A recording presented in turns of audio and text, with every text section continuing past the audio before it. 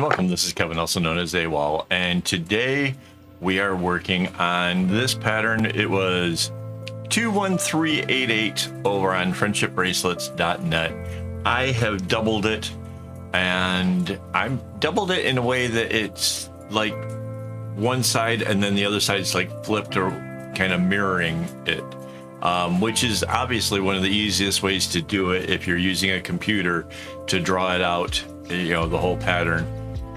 This was by far the easiest way. I like when patterns are mirrored really well. That's obvious. If you're new here, it's kind of a thing for me. And so I kind of really like the way this thing turned out. It's got more of the blue than the dark, which is fine. And there was no strands that were so short that I had to worry or change directions and paths on anything. So it's kind of easy in that way.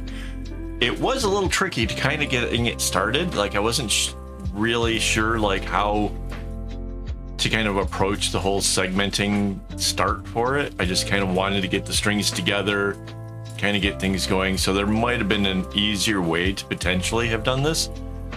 I really don't know.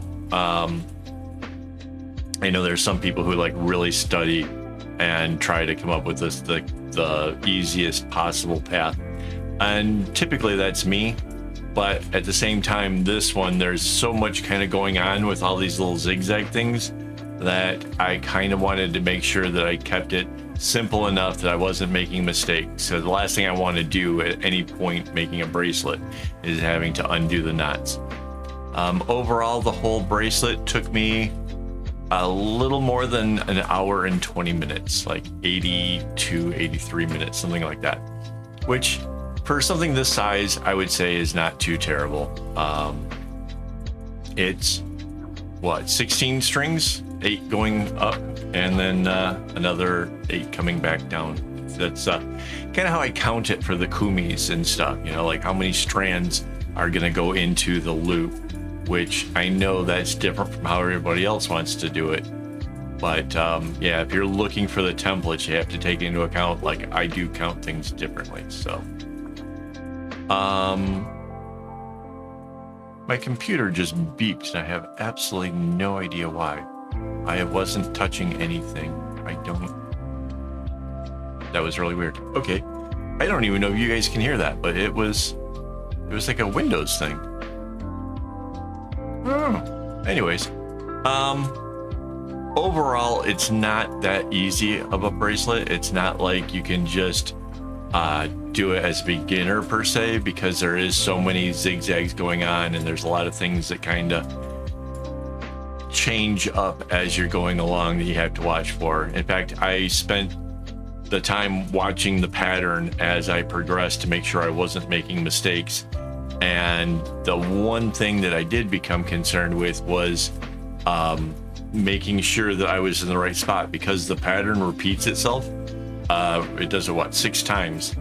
I was afraid that I was going to accidentally do a 7th or stop at 5 or something like that, you know, like just getting it wrong. But it turned out, it worked out like it was supposed to, and I was kind of happy about that, you know, because once I'm recording, I don't want you to see me having to unclip it and count 1, 2, 3, 4, 5, 6. Okay, I'm at the end. It's just, it doesn't make for good watching, you know. So yeah. Anyways, and you can see I did do a fairly decent job of segmenting, you know. But I always kind of felt like maybe there would be a smarter way, but not necessarily an easier way to do it. Yeah, see, like there, it was a left and then a right knot, just to be able to keep the black in play. I did double check back on the original pattern to kind of see like how they were suggesting to do it. And I really think that the way I did out the pattern was way, way easier. It ends up kind of the same result, but wouldn't you want to do it the easiest way possible? I don't know. I definitely think that there's room for like going through and seeing how people did it and like where they're putting the zigzags into it to make it a thing. But that said, this came out cool. I definitely like the overall thing. I thought it was gonna look more like, I don't know if you guys remember some really more advanced ones where it looked like gears and it was like a much wider bracelet. I kind of, going into it, thought that once we doubled this, it would have that look, but not as much. Possibly because the diamond in the center kind of, I don't know, it's different. It kind of reminds me of like two compasses laying in opposite directions or something like that, right? Kind of neat. But yeah, it doesn't have that gear look like I really thought it was gonna have. It does look though that it would be really cool to like take this doubled version and then double that, because you can see on the edges it's doing that same shape. So there would be this constant shape going through the whole thing that could look really super cool. And then you, obviously once you get to that point, you can double it again and again, and then you start getting into the size of making small bags, you know. So that's one of the key things I think when you're like looking at patterns and doubling them, is how does this scale up? Will it be easy enough to do if you want to make something really big? Because that's one of the things I have seen with some of the other people who like get inspired by me making bags, is they end up with a pattern that just like there was one, it was like a herringbone one where you have one stripe and then the other things go, or one that was like a plaid where everything is. Those have got to be like the hardest patterns to do, and there's no sense of an accomplishment. Like, just, I guess maybe doing a row kind of feels good, but if every row is doing the same exact thing, it's just so much harder, and it doesn't hit the same, you know. There's something, I think because of my ADHD, one of the things that kind of works really well for me is having defined areas of a pattern, because then when I accomplish one, I get a little dopamine. You know, my brain's like, yay, look, you did it. And if you take that away, it makes doing the project so much harder, and it feels like it takes so much longer. It may very well take the same exact amount of time, but how you feel about it can completely change. And yeah, I want to not only teach how to make patterns, but I want to teach how to feel good about it, how to enjoy what you're doing. And yeah, that's kind of part of my trick on how I keep motivated even on the bigger projects, because let's face it, like I have done some really crazy, couple 3 pillows, a wall hanging that's over 1.5 meters wide. I mean, it was huge. I've done a lot of stuff, but the way that I do it, the way that I keep motivated, is by doing patterns that play well with that whole, you know, attaboy system of, yeah, you did it.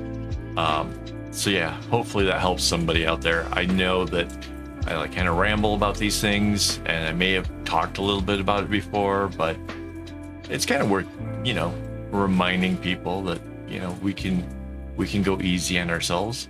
It doesn't have to be crazy. I don't know how long this video actually is, but I also have lost track of how far down I am. That's okay. Oh, and I kind of went with the same colors that were in the pattern. I don't necessarily always do that. You always pick colors that, you know, kind of suit yourself, kind of thing. But while I was going through the airplane trolley looking for string, I saw this blue, and I'm like, oh, that's kind of cool. And the other color from the pattern was black. I have a bunch of that. So I went for it. I thought it'd be kind of interesting. And yeah, I'm not disappointed. I definitely, good, strong contrast. You kind of need that with a 2-color bracelet. You need a good, strong contrast. Otherwise, the pattern seems kind of muddled and doesn't make any sense. I almost did this in a blue and red combo, which I think would have been really kind of cool. Kind of like the whole Superman or Spider-Man kind of theme. Kind of cool. Yeah, but this was fun. I also, so the pattern itself, like I said, I started out like having to really watch the pattern and make sure I was doing it right. But somewhere along the line, it just started to kind of click.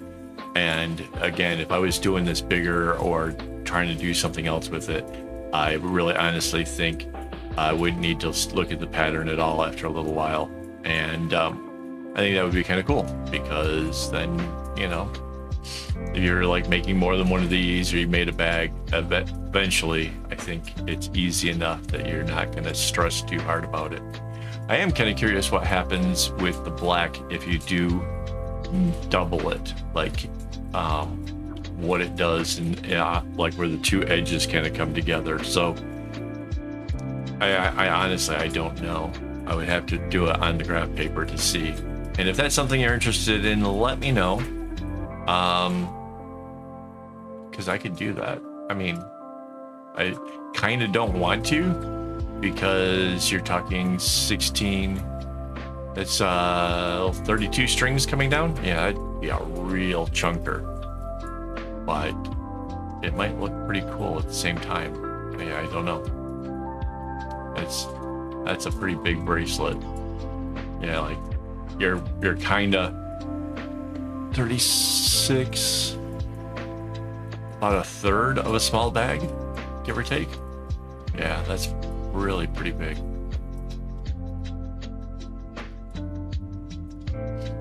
Yeah, trying to do the math in my head, like trying to think like what 3 times that, where does that take me? And yeah, the brain is not having it. I just need more coffee or something, I think, to figure these things out. Oh, we are past the halfway point. I need to thank my Patreon supporters as well as my YouTube members for making this stuff possible. They help keep the website going, where you can go get this pattern that I've created, as well as they help get the cameras and lights and stuff that I use. So thank you guys so very, very, very much. I probably wouldn't have gotten this far without help. So, and not even probably, I know I wouldn't have gotten this far without help. So thank you guys so much for everything. I have no idea what's going on, but I'm having an allergic reaction to something. Whenever I start clawing at my face like this, it's a reaction to something, and I have no idea what I'm allergic to. But it drives me insane.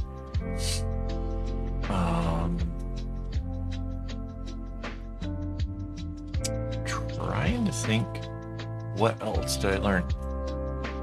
Oh, so I do think that part of also what made this nice and easy is the one black string that sort of just kind of goes away from the whole zigzag process is right here.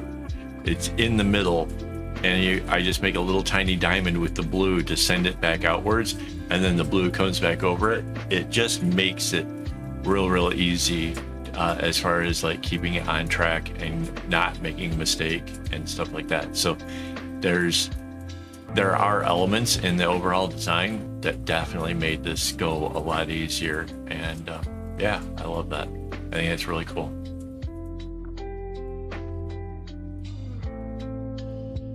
Yeah, see, there was a bit of where segmenting would have, you know, if I had already brought down that other blue before trying to do that black one, it would have made more sense, right? So there's a few areas where, you know, I could have had some improvement. It still turned out okay. I didn't have mistakes. So it was just a case of possibly because while I'm making bracelets, it's my one chance to actually watch some videos and see what's going on in the world, and, you know, have a chuckle or two. Mind you, making this whole bracelet, I had the Discord open for people to come and chat. Nobody's dropped in. Possibly has a lot to do with the time zones. I was doing it in the afternoon in Singapore, which is probably really, really late at night in America. So it happens sometimes. I am trying to find ways of making it where I am available for people who want to hang out and chat. And if you're interested in that, you have to join the Discord. On these cases, you don't have to be a Patreon supporter or a YouTube member to do it. It's just, I'm there. If you have questions, I can maybe help you with patterns and stuff. I got whiteboards around here and other stuff to draw out and help with whatever questions you might have. And if I don't have the answers, I'll be honest, I'll let you know. I've been doing this for a really long time, so as long as it's based on regular bracelet stuff, I probably can help you. I don't do the alpha patterns, so probably a whole lot less help with that. But yeah. And when I say a long time, it's been a really long time. I don't like doing the math anymore because it's such a big number. It makes me feel old.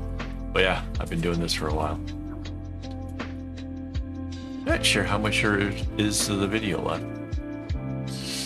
Got a little ways, I guess. And I think it's about here in making the bracelet where I started getting worried, like how far along have I got? Am I in the right spot yet, or you know? And by about this time, I really kind of had the pattern locked down, like knew exactly what I was doing, and having some fun with that. So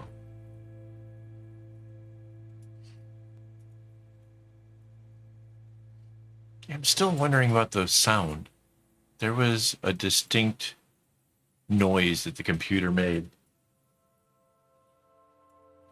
and I have no idea what it could have been about.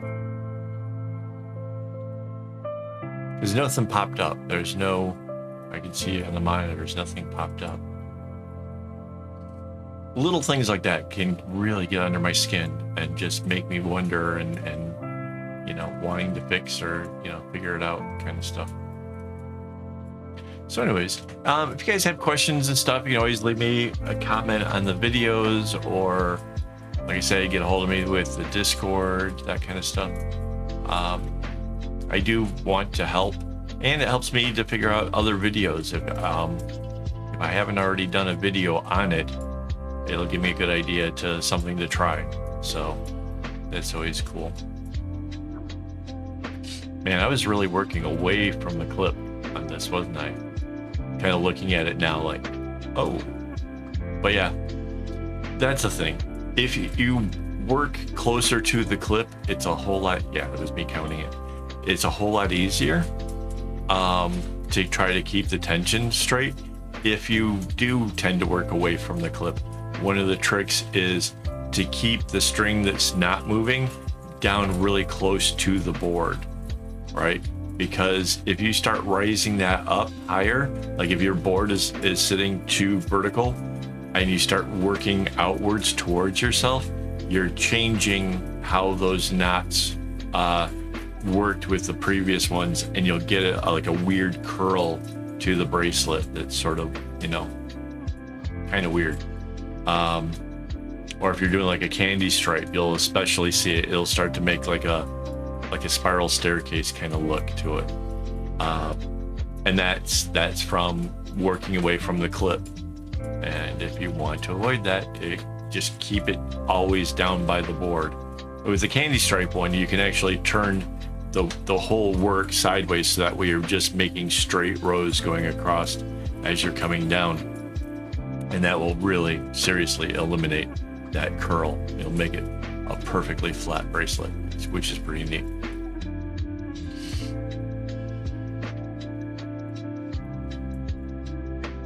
I'm not sure if this is the last one. I know we're getting close.